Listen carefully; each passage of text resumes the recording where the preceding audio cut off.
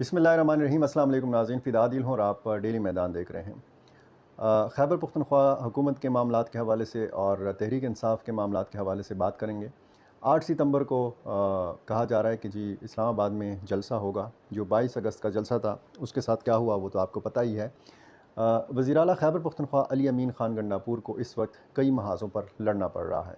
एक तो वो सूबे के वज़ीर आला हैं, चीफ़ एग्जीक्यूटिव हैं, बहुत सारे मामलात उनके ज़िम्मे हैं। दूसरा सबसे बड़ी ज़िम्मेदारी उन पर ये है कि वो तहरीक इंसाफ के सूबाई सदर भी हैं और पार्टी कारकुनों को उनसे बहुत सारी उम्मीदें हैं। वो इस हवाले से कि पूरे पाकिस्तान में आपको पता है कहीं अगर तहरीक इंसाफ की हुकूमत है, कहीं अगर थोड़ा बहुत सांस लेने का मौका मिला है किसी सूबे में तो वो खैबर पख्तूनख्वा है। और यहाँ पर इस हुकूमत से ये भी उम्मीद की जा रही है कि ये डिलीवर करेगी। ये फिर मुस्तक़बिल का जो एक मंज़रनामा होगा, उसमें फिर इसी हुकूमत की कारकर्दगी के हवाले से बात की जाएगी। आवाम को बताया जाएगा कि जी देखें, हमने बाकी सूबों से अच्छा डिलीवर किया है। इस वक्त कुछ फ़ैसले ऐसे हैं कि उस पर तनकीद भी की जा रही है।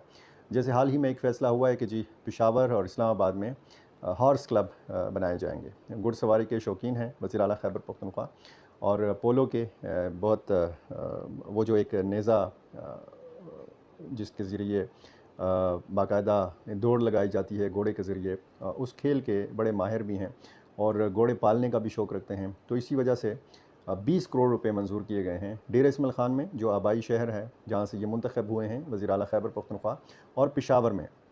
इसी तरह घोड़ों की एक नुमाइश या घोड़ों का एक मेला भी सजाने का जो है फ़ैसला किया गया है।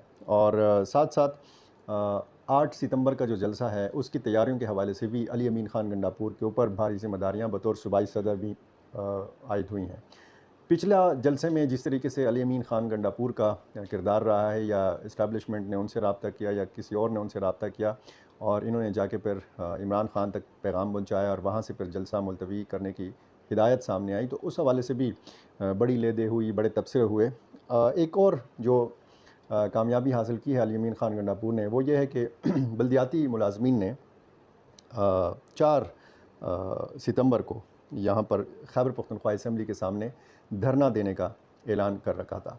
जब से बल्दियाती इंतखाबात हुए हैं, बल्दियाती नुमाइंदों की शिकायत है कि ना तो उनको फ़ंड्स दिए गए हैं, ना उनको इख्तियारात दिए गए हैं, ना उनको दफातर दिए गए हैं, ना उनको गाड़ियाँ दी गई हैं। तो बहुत सारे मुतालबात लेकर ये पूरे सूबे से बल्दियाती नुमाइंदगान ने जमा होना था, यहाँ पर एहतजाज किया जाना था।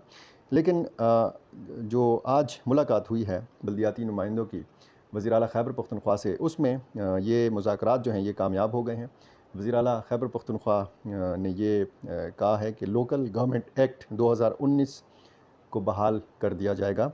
इस हवाले से वज़ीर आला के दफ्तर से जारी एलामिया के मुताबिक मर्दान के मेयर हिमायतुल्लाह मायार की सरबराही में बल्दियाती नुमाइंदों ने वज़ीर आला अली अमीन गंडापुर से मुलाकात की और मुज़ाकरात हुए। अली अमीन गंडापुर ने कहा कि बानी चेयरमैन इमरान ख़ान के विज़न के मुताबिक बल्दियाती नुमाइंदों को इख्तियारात दिए जाएंगे और 10 सितंबर को बैठ कर बल्दियाती नुमाइंदों के तहफ़्फ़ुज़ात का हल निकालेंगे। उन्होंने कहा कि लोकल गवर्नमेंट एक्ट 2019 मुशावरत के बाद असम्बली में पेश किया जाएगा। वज़ीर आला का कहना था कि माशी हालात की वजह से फ़ंड्स की तकसीम नहीं कर सके। बल्दियाती नुमाइंदों ने मेरी दरख्वास्त पर 4 सितंबर का धरना मुलतवी कर दिया है। तो ये एक पेशरफ्त है बल्दियाती नुमाइंदों के एहतजाज के हवाले से। और आज एक और डेवलपमेंट हुई है कि बलूचिस्तान के नामी गिरामी सियासतदान सरदार अख्तर मेंगल ने इस्तीफ़ा दे दिया है। उन्होंने बड़ा शिकवा किया, शिकायत की कि बलूचिस्तान की आवाज़ को नहीं सुना जा रहा। बलूचिस्तान के मसाइल में कई साल पहले पेश कर चुका हूँ, लेकिन यहाँ पर बलूचिस्तान के नुमाइंदगान की आवाज़ को कोई नहीं सुन रहा। इस हवाले से ख्वाजा साद रफ़ीक ने यह कहा है कि ये इस्तीफ़ा जो है ये वफाकी हुकूमत के लिए नेक शगुन नहीं है। तो ये सूरत हाल ज़ाहिर है कि आपको पता है कि बलूचिस्तान की इस वक्त क्या सूरत हाल है, और इसमें सरदार अख्तर मेंगल का कौमी असम्बली की मेंबरशिप से इस्तीफ़ा जो है ये उन्होंने ज़ाहिर है कि बड़ा मायूसी के आलम में दिया है। और अब इसका क्या कितना प्रेशर पड़ेगा हुकूमत के ऊपर ये आने वाले दिनों में पता चलेगा। और हुकूमत इनको मनाती है नहीं मनाती। सरदार अख्तर मैंगल ने कहा कि जब भी इनको 4 सीटों की ज़रूरत होती है तो ये अख्तर मैंगल के पास चले आते हैं। जब इनको ज़रूरत पड़ती है तो महमूद ख़ान अचकज़ई को आईन तहफ़्फ़ुज़ पाकिस्तान तहफ़्फ़ुज़ आईन पाकिस्तान का चेयरमैन बना दिया जाता है। और बहुत सारी बातें की और बहुत सारे शिकवे किए उन्होंने। तो ये सूरत हाल जो है इसमें आप देखें तो एक तशवीशनाक सूरत हाल है बलूचिस्तान के हवाले से। खैबर पख्तूनख्वा के हवाले से अगर हम बात करें तो ये जो हिमायत मायार का मैंने ज़िक्र किया, मर्दान के मेयर, इनका ताल्लुक़ अवामी नेशनल पार्टी से है। और अवामी नेशनल पार्टी ने तहरीक इंसाफ की हुकूमत पर करप्शन के इल्ज़ामात आयद किए हैं और इस हवाले से वाइट पेपर जारी करने का ऐलान किया है।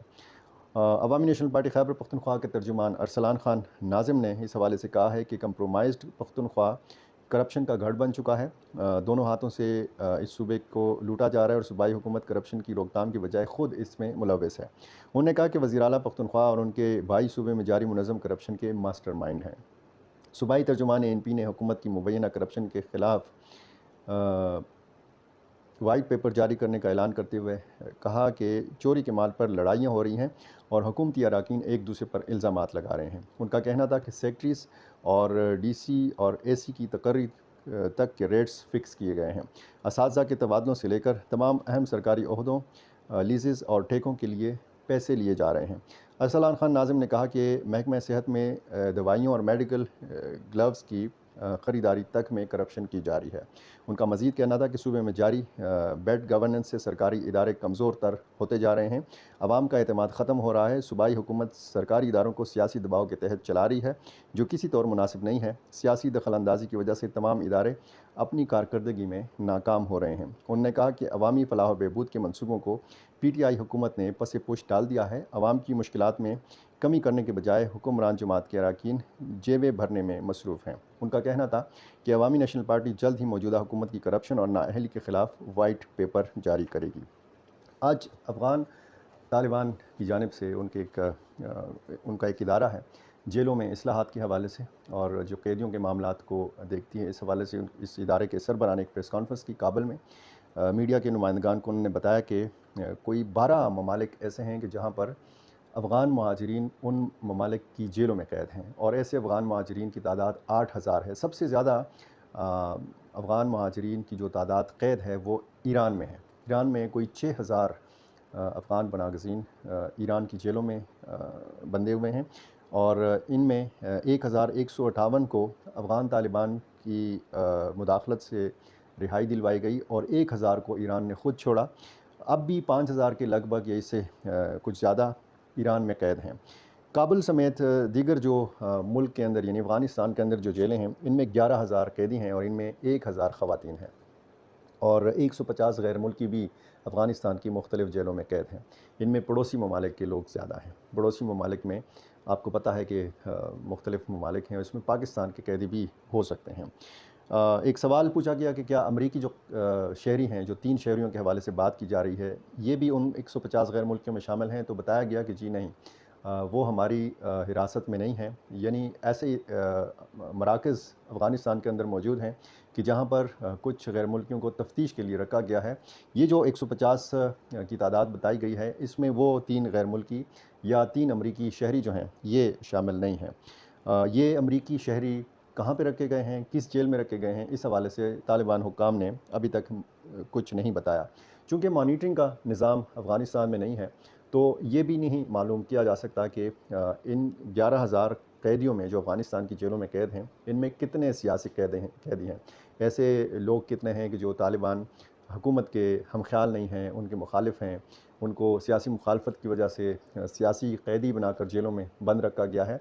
ये अदाद शुमार भी आज़ाद ज़राए से मालूम नहीं हो सकते। कुछ शख्सी ज़िंदान यानी निजी जेलें भी हैं।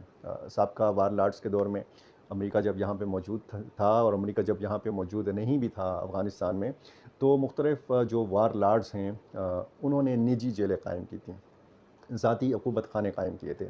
और आज के दौर में भी कुछ शिकायत ऐसी आई हैं कि कुछ लोगों के ज़ाती जेल हैं, तो उनमें वो अपने मुखालफिन को कैद रखते हैं। तो ये एक बहुत बड़ा चैलेंज है अफ़गान तालिबान के लिए। और चूँकि अफ़गानिस्तान का ज़िक्र है तो जो एक खुदकुश हमला हुआ था काबुल में, जिसमें अफ़गान तालिबान ने तो तस्दीक की थी बाकायदा। काबुल पुलिस के चीफ़ खालिद ज़दरान ने ये मीडिया को बताया था कि उसमें 6 अफ़राद शहीद हुए हैं और 13 ज़ख्मी हुए हैं। लेकिन कुछ इत्तलात ऐसी आ रही हैं कि और कुछ तस्वीर भी सोशल मीडिया पर बाकायदा शहीद होने वालों की वायरल की जा रही हैं, जिसमें बताया गया है कि इस खुदकुश हमले में 17 अफ़राद शहीद हुए हैं और इस हमले की ज़िम्मेदारी दाइश खुरासान ने कबूल की है। दाइश खुरासान के हवाले से अफ़गान तालिबान बार-बार ये कहते हैं, ज़बीउल्लाह मुजाहिद बार-बार ये कहते हैं कि दाइश खुरासान में इतनी सलाहियत नहीं है कि वो अफ़गान सरज़मीन को किसी भी दूसरे मुल्क के ख़िलाफ़ इस्तेमाल करें या ये किसी दूसरे मुल्क में जाके हमला करें, यूरोप में हमला करें या अमेरिका में हमला करें। अ, और इतनी सलाहियत भी नहीं है कि वो बहुत ज़्यादा मसला बन सके अफ़गान तालिबान के लिए, अफ़गान हुकूमत के लिए। ज़ाहिर है कि अगर कोई तंज़ीम चैलेंज है तो वो दाइश खुरासान ही है, लेकिन अफ़गान हुकूमत इसको इतना बड़ा थ्रेट या इतना बड़ा ख़तरा मानने से इनकारी है। ये जो हमला हुआ है इसमें ज़ाहिर है कि 6 हलाकतें हुई हैं या 17 हलाकतें हुई हैं, लेकिन ये जो बड़े हमले दाइश खुरासान की जानिब से अब तक किए गए हैं इस 3 साला दौर में, जब से अफ़गान तालिबान दूसरी मरतबा बरसर इक़्तिदार आए हैं, तो इस हमले का शुमार बड़े हमलों में होता है। तो ये कुछ मामलात पाकिस्तान के, खैबर पख्तूनख्वा के और कुछ अफ़गानिस्तान के। अभी तक अगर आपने डेली मैदान को सब्सक्राइब नहीं किया तो मेरी आपसे गुज़ारिश है कि ये कर लीजिए। बहुत शुक्रिया।